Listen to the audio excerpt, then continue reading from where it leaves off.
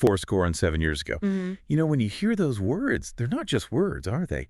They echo. They remind us of the just raw power a single message can have. Absolutely. Lincoln's address, it's like this perfect distillation of purpose and language. Right. Or even thinking about something more personal, like the strength you find when you finally let yourself be vulnerable. It's transformative in a quieter way. Hmm. Words, ideas, resilience, they have this incredible staying power, shaping lives, shaping history even. Okay, let's really unpack this. Let's do it. Welcome, everyone, to the Deep Dive. We're here to sift through the noise, dig into the sources, and hopefully give you those aha moments, bringing you up to speed quickly but deeply. Yeah, cutting right to the core. Today, we're diving into, well, just an amazing collection of insights. We're talking ancient philosophy, history-making speeches, right up to modern self-help thinkers. It's quite a range. It really is. And the theme connecting it all is how people have learned to persuade, how they've built up this incredible inner resilience, and, crucially, how they've used both to make a real impact. It's that interplay, isn't it? Persuasion, resilience, impact. Exactly. We've pulled together this tapestry of sources just for you, sort of as a guide to understanding effective communication, building that inner strength, and finding ways to take meaningful action yourself. And what's really striking when you look at all this material together is you start seeing these patterns emerge, right? Like what specifically? Well, you see the incredible care people take in constructing arguments. It's not just throwing words out there, it's like building something. Architectural, almost. Yes, precisely. And then there's the internal side, the sheer grit needed to overcome obstacles, both external and maybe even more importantly, internal doubts. That inner battle. Right. And connecting all that is this drive, this consistent push to contribute something bigger than just yourself. So this deep dive isn't just about looking at rhetoric here, resilience there. No, not at all. It's about seeing how they weave together, how, powerful words give voice to resilience, and how both are absolutely vital if you want to make a lasting difference. It's a journey into, the fundamental ingredients of a life that matters and what that means for you. That's a perfect way to frame it. And we should probably start right at the beginning with the ancient art of persuasion itself, rhetoric. Makes sense. It's the foundation for so much that follows. And our first stop has to be Aristotle. His thinking on this is just monumental. It Yeah. still shapes how we think about it today. Absolutely. And for Aristotle, you can't really separate persuasion from his whole philosophy of the good. Okay, so what did he mean by the good? Is it like morality? It's related, but broader. He defines the good as the ultimate aim, the thing you choose for its own sake, not as a means to something else. Like happiness? Exactly. Eudaimonia, or flourishing, is the human good. And virtues for him aren't just nice ideas. They are the qualities that produce this flourishing state and lead to good, honorable actions. So when we're persuading someone, are we tapping into that desire for flourishing? Is that the idea? That's precisely it. Take courage, for instance. He sees it as the virtue that lets people do noble things even when it's dangerous, following the law or moral code, Okay. or practical judgment for Nisus. That's about deliberating well, figuring out what's truly good or bad for your long-term happiness. These aren't just abstract, they're deep human drives. So a good speaker understands those drives. A skilled speaker, in Aristotle's view, understands them and, skillfully connects their message to the audience's inherent desire for that better, more flourishing life. It's not manipulation, it's alignment. I really like that. It feels less cynical than how we sometimes think about persuasion today. It's definitely more holistic. And didn't he also talk about emulation versus envy? That feels incredibly relevant now. Oh, absolutely. It's quite insightful. Emulation, for Aristotle, is actually a positive thing, a decent passion, he calls it. How so? It's feeling discomfort, seeing good things in others, but not because you want them to lose those things. Instead, it motivates you to achieve similar good things for yourself. It's aspirational. Like healthy competition almost. Sort of, yeah. It's characteristic of decent people. Envy, though, that's the base passion. It's destructive. It wants the neighbor to lose their good fortune. Okay, I see the difference. So a masterful persuader would tap into emulation, encourage striving for virtue, for achievement, rather than feeding that corrosive envy. It's about lifting people up, not tearing others down. That's a powerful insight for anyone trying to lead or inspire. He also got really practical, didn't he? Down to the nuts and bolts of speech construction. Like the enthymeme. Sounds complicated. It sounds more intimidating than it is. Think of it as a rhetorical syllogism, but less formal than pure logic. It works because it relies on premises the audience already accepts, beliefs they already hold. You don't always have to spell everything out. Give me an example. Okay, so a speaker might say, we need to fund our schools because education fuels progress. The unstated bit, the premise everyone accepts, is that progress is good. Got it. So the audience kind of fills in the blank themselves. Exactly. It makes them feel involved, like they've reached the conclusion too. It's very effective in public speaking because it builds on common ground. That makes a lot of sense. And he cared about the specific words too, right? The language itself. Oh, definitely. The structure, the word choice, all part of the persuasive toolkit. He talked about using balanced antitheses, like that famous line, he saved some, avenged others, and liberated the Greeks. Even if the details weren't fully proven. Right. The structure itself creates this feeling of completeness, of power. And for general style, he advised using common, everyday words and clear metaphors. Why common words? Wouldn't fancier language be more impressive? Not necessarily. Using prevalent native words makes it clear, understandable. You don't want the audience tripping over your vocabulary. But the artful use of language, even simple language, can still give it an unfamiliar feel, catching attention without being distracting. Clarity and unobtrusiveness are key. So it's about being clear, concise, well-structured. These aren't just style points. They're core to persuasion. Absolutely fundamental tools. Okay, so Aristotle gives us this really detailed framework, but then you have Plato speaking through Socrates in the Gorgias, and he takes a much, much dimmer view of rhetoric, doesn't he? Oh, completely. It's a sharp contrast. Socrates argues pretty forcefully that rhetoric, or at least the way it was often practiced, isn't a true art, a techne. What does he mean by art there? A techne, for Socrates, is based on real knowledge of the subject and aims at what's truly good.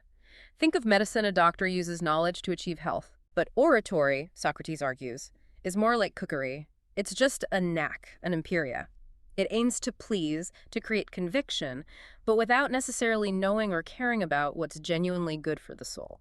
So it's like empty calories versus real nutrition. That's a great analogy. It flatters the audience, wins arguments, maybe makes people feel good temporarily, but doesn't necessarily lead them towards truth or genuine well-being. It can actually be dangerous if it's divorced from knowledge of the good. Yeah, and he makes some really challenging claims in that dialogue, too. Claims that feel counterintuitive. Definitely. The big one is that it's worse to do wrong than to suffer wrong. Yeah, that's tough to swallow initially. How does he argue that? Well, he gets his opponents, like Paulus, to agree that doing wrong might seem better for the wrongdoer in a worldly sense, like a tyrant getting away with things. But Paulus has to admit, doing wrong is definitely more shameful, more aischron. Okay, more shameful, yes, but worse. That's the crucial step. Socrates connects shameful to harmful. He argues that if something is more shameful, it must be either more painful or more harmful. Doing wrong isn't usually more painful for the person doing it. Often the opposite, maybe. Right. So logically, it must be more harmful. Harmful specifically to the most important part of your soul. So doing wrong corrupts your soul, which is the worst kind of harm, even if you escape punishment. Wow, that's a powerful argument. And he uses that questioning method, the elenchus. Yes, relentlessly. He traps his opponents in their own contradictions, like with Callicles, who argues that the stronger should just take more.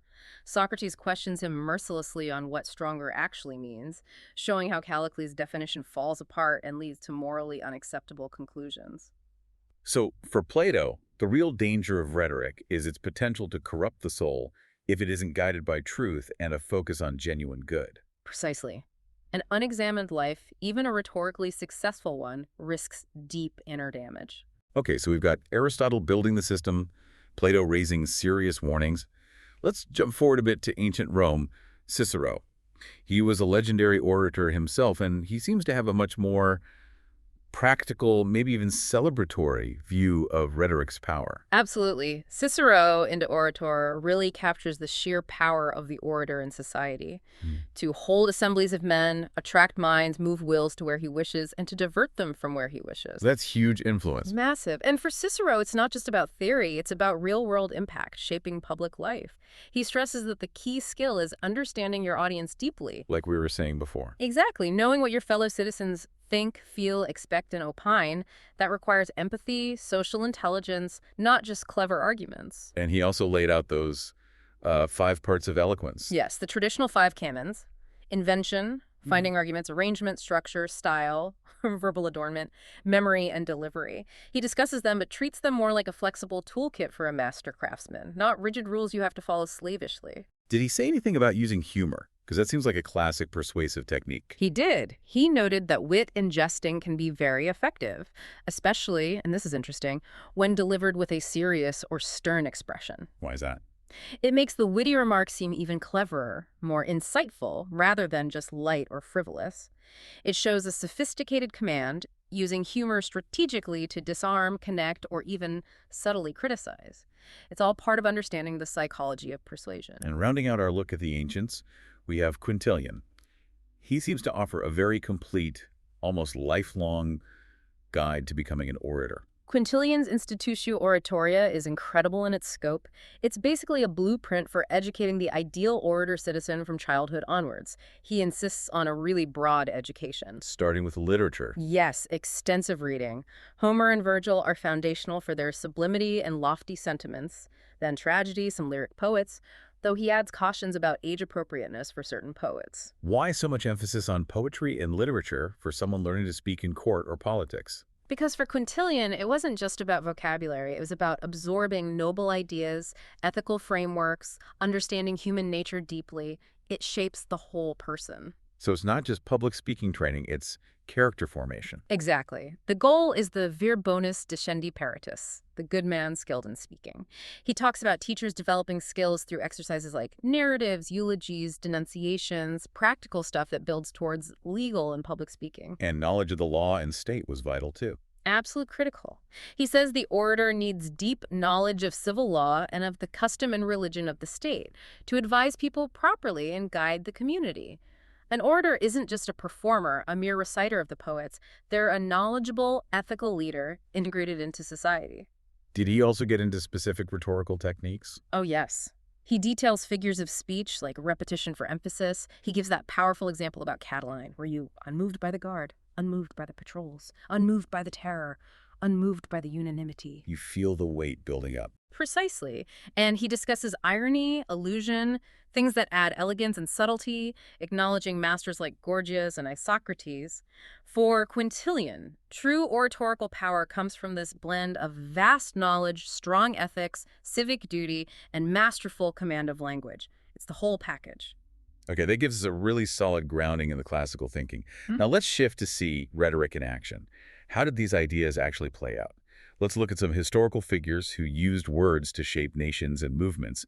These examples are so powerful. They really bring the principles to life, showing the tangible impact rhetoric can have. And where better to start than Abraham Lincoln and the Gettysburg Address? Just iconic. Absolutely iconic and incredibly concise. In just, 272 words, he completely reframed the Civil War. How so? It wasn't just a memorial speech. It was, but it was so much more. He reminded everyone that the nation was conceived in liberty and dedicated to the proposition that all men are created equal. The war, then, became a test of whether such a nation could survive. Giving the sacrifice a higher meaning. Exactly, honoring those who gave their lives that that nation might live. He elevated a battlefield dedication into this profound moral statement about America's founding ideals and its future. It's Aristotle in action, appealing to the highest good, using perfectly crafted language, just masterful. From that moment of unification, let's turn to a moment of searing confrontation. Frederick Douglass's "What to the Slave is the 4th of July." A truly powerful and, frankly, uncomfortable speech for his audience at the time. It's a masterclass in confronting hypocrisy. He really draws a line in the sand, doesn't he? He creates this immeasurable distance, explicitly saying, "This 4th of July is yours, not mine." It's chilling. He calls out the inhuman mockery and sacrilegious irony of celebrating freedom while millions are enslaved. Pointing out the inconsistency. Flagrant inconsistency, he calls it, between American politics, American religion, and the reality of slavery. Denouncing foreign tyrants while being tyrants at home. He uses that sharp contrast, that antithesis, to make the hypocrisy undeniable. It's almost like he's using rhetoric not to please, like Plato feared, but to force a painful, necessary truth. A moral reckoning delivered through words. Precisely. Then we have Sojourner Truth. Her speech, "Ain't I a Woman," is just pure dignified defiance. Her very presence was rhetorical, wasn't it? Standing there, as she said, embodying the two most hated elements of humanity, being black and being a woman in that era, and facing down insults with such calm dignity. Her argument was so direct. Simple, powerful rhetorical questions, arguing for equal opportunity, saying if African Americans had it, you'd see statesmen, scientists, philosophers emerge. And she didn't shy away from challenging religious hypocrisy either. No, that line about a God of infinite purity, not regarding the prayers of those holding religion in one hand and prejudice, sin, and pollution in the other, it's devastatingly direct. And that imagery. We have pursued the shadow. They have obtained the substance. We have performed the labor, they have received the profits. It paints such a vivid picture of injustice. Her speech shows the incredible power of authenticity, moral clarity, and simple, resonant language cutting through prejudice. Moving into the 20th century, Martin Luther King Jr.'s I Have a Dream. It's almost impossible to talk about impactful rhetoric without mentioning it. Absolutely. It's a high point of aspirational rhetoric. That declaration, we will not be satisfied until justice rolls down like waters and righteousness like a mighty stream. Borrowing from the prophet Amos, it captures the movement's unyielding demand. Using familiar, powerful language. Yes, and building to that incredible vision of freedom ringing everywhere, culminating in all of God's children, able to join hands and sing, free at last, thank God Almighty we are free at last. It gives you chills just hearing it.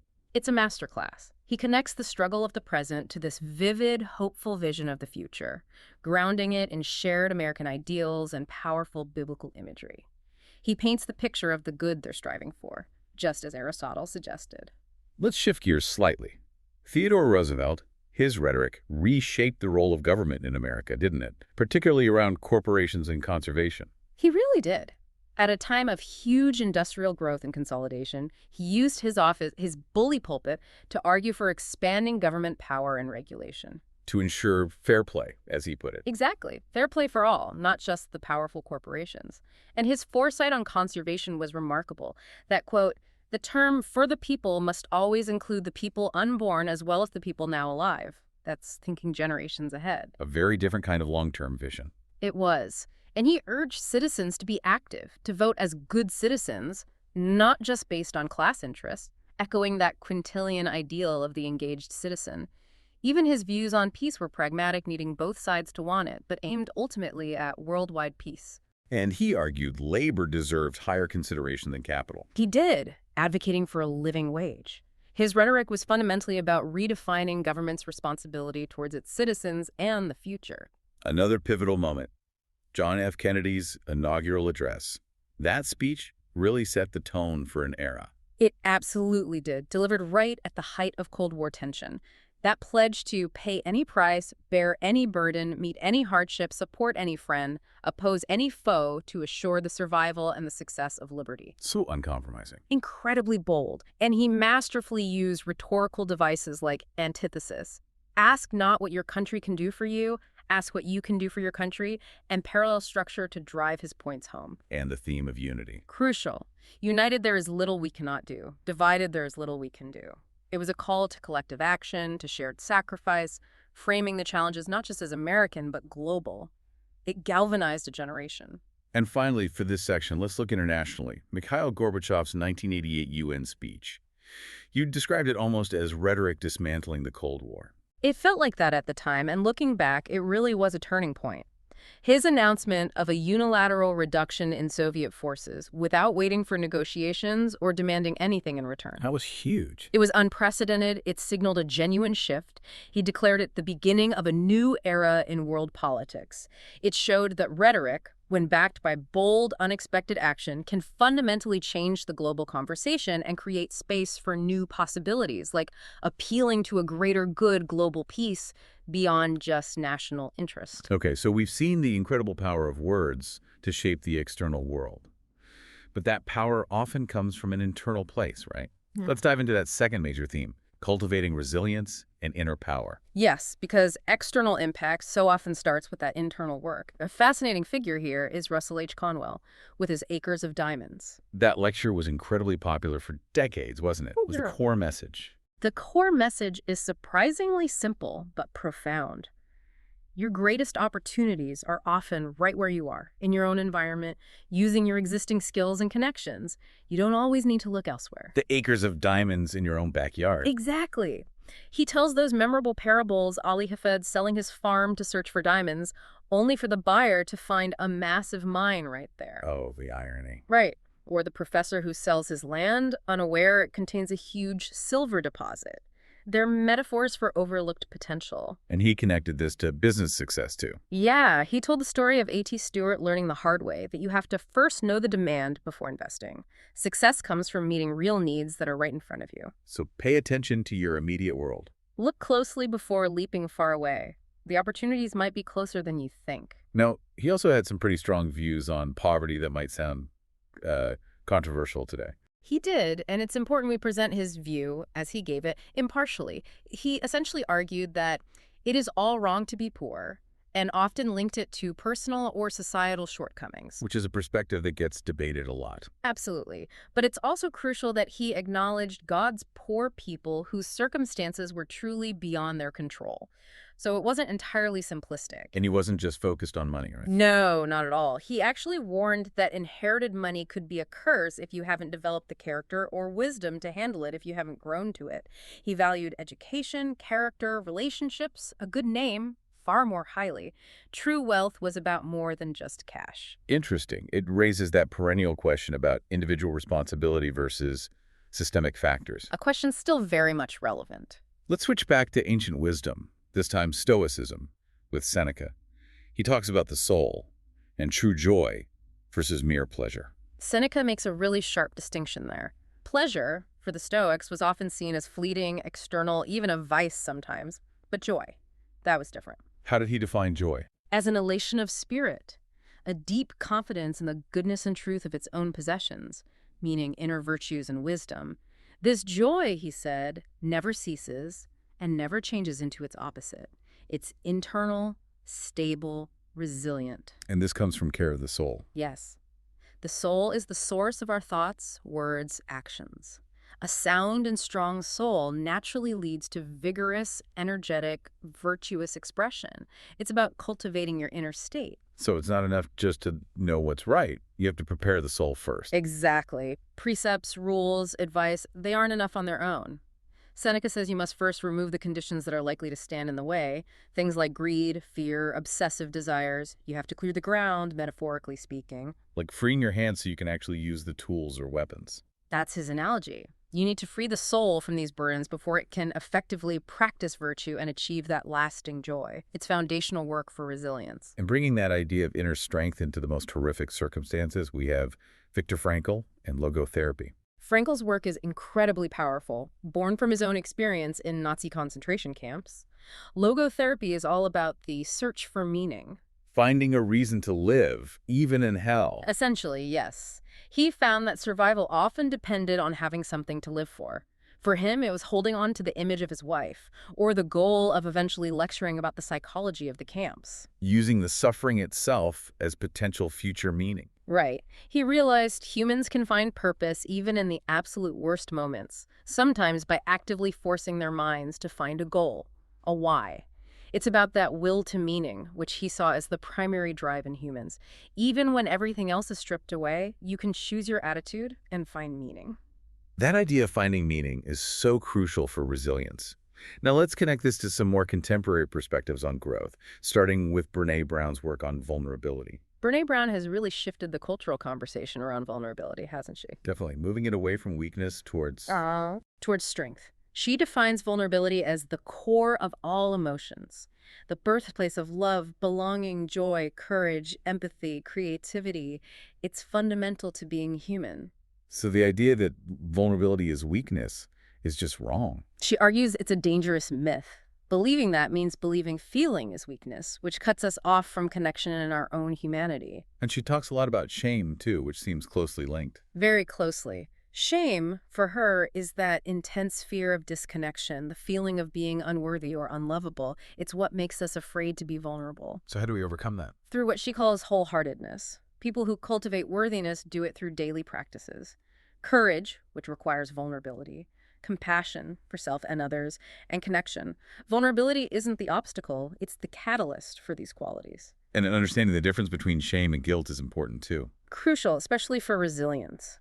Guilt says, I did something bad, which can motivate change. Shame says, I am bad, which is paralyzing and destructive. Teaching that difference helps build shame resilience. Okay, next up, Tony Robbins. His approach feels very high energy, very action-focused. Absolutely. Robbins' core message is the essence of life is action. Get out of your head, stop just thinking, and do something. Consistent action, even small steps, changes your state. And he talks about modeling success. What does that involve? It's about identifying people who are already getting the results you want and then figuring out and replicating their specific behaviors, belief systems, and physiology. It's like finding a shortcut by learning from those who've already paved the way. Physiology, you mean like posture? Yes, Yeah. exactly. That's central to his idea of the power of state. Our emotional state, our performance, is massively influenced by our neurophysiology. How we feel affects what we can do. And we can control that state. To a large extent, yes. Yeah. Through our internal representations, what we focus on, how we visualize things, and through our physiology posture, breathing, facial expressions, feeling down. Stand tall, breathe deeply, change your physical state, and your emotional state often follows. Mind and body connection. Absolutely. And underlying all that are our beliefs. Beliefs can open doors or slam them shut. They come from society, experiences, knowledge, past results. Understanding your core beliefs is key. And what are metaprograms? They're like unconscious filters determining how we process information and what motivates us. Like, are you motivated toward pleasure or away from pain? Do you have an internal frame of reference, judging for yourself, or external, needing outside validation? Knowing these helps you communicate more effectively. And reframing. Is that about changing beliefs? It's about changing your perception of experiences, especially negative ones. By altering the submodalities, the visual, auditory, kinesthetic details of how you represent it in your mind. Make a negative memory smaller, dimmer, quieter, and its emotional impact can lessen. It's about taking control of your internal experience. Then we have Les Brown.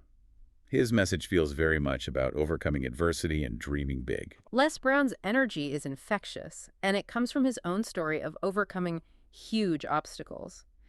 His famous line, "When life knocks you down, try to land on your back because if you can look up, you can get up." That sums up his resilience philosophy. You need more than just wanting something, right? You need hunger, he says, a compelling motivation that drives you past the difficulties.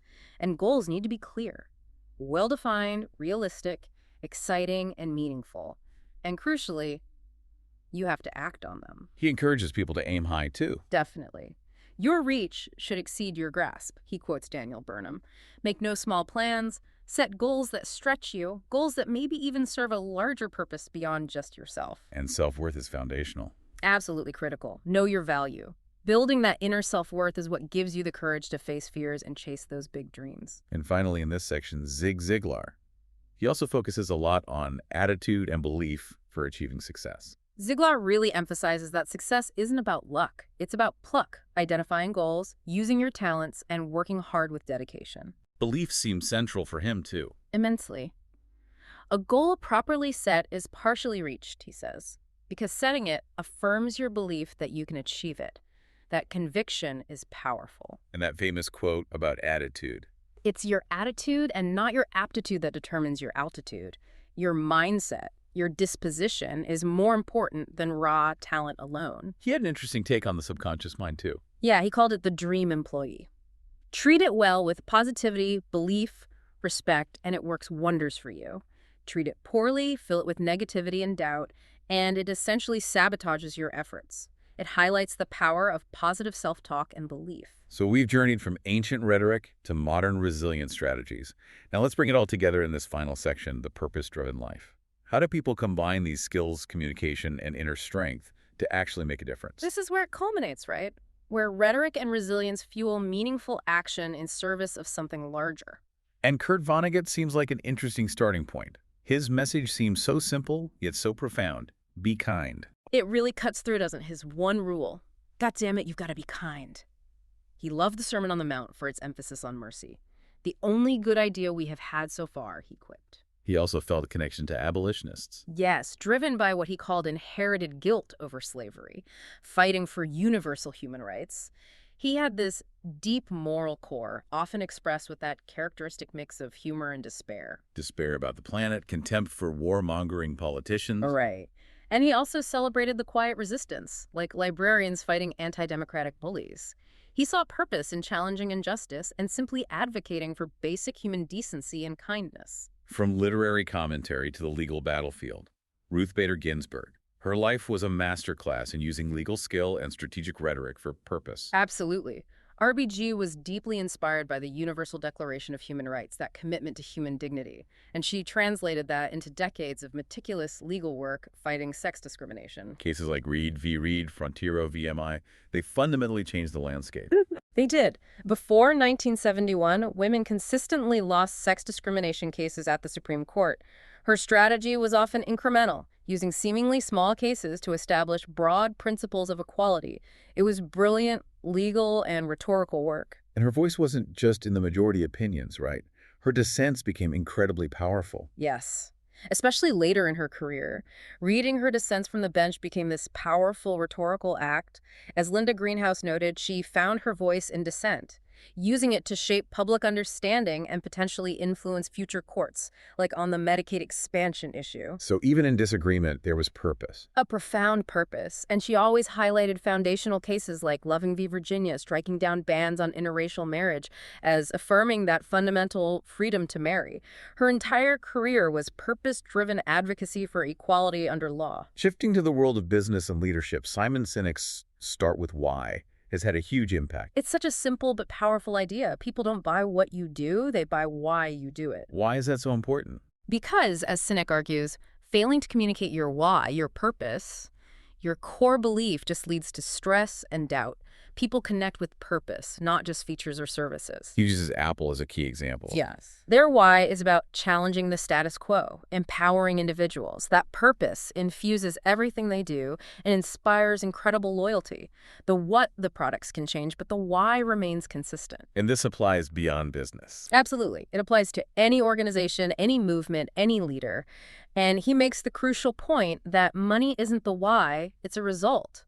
Companies like Costco or Southwest, built on a clear why beyond just profit, often achieve greater long-term success and impact. And finally, the collection, The World is Waiting for You. This sounds like a direct call to action, grounded in empathy.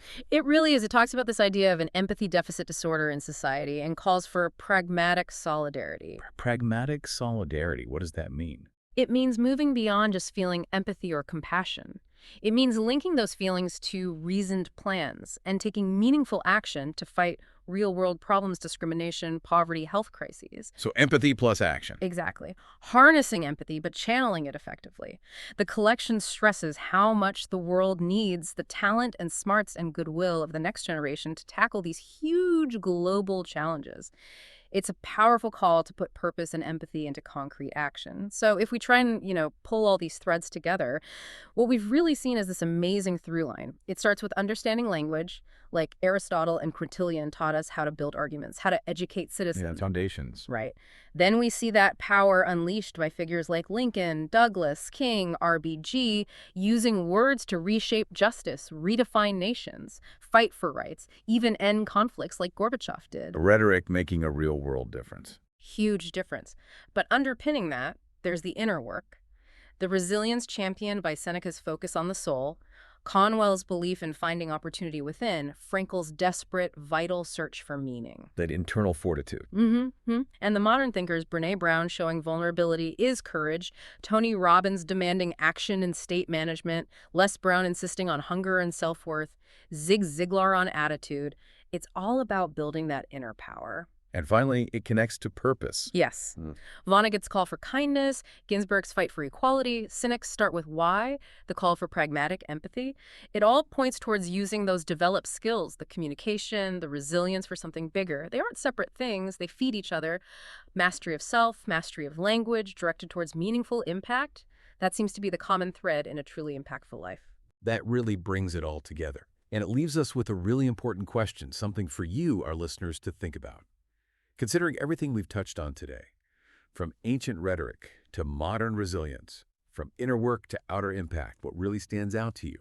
How might you harness your own voice more effectively? How can you build that inner resilience?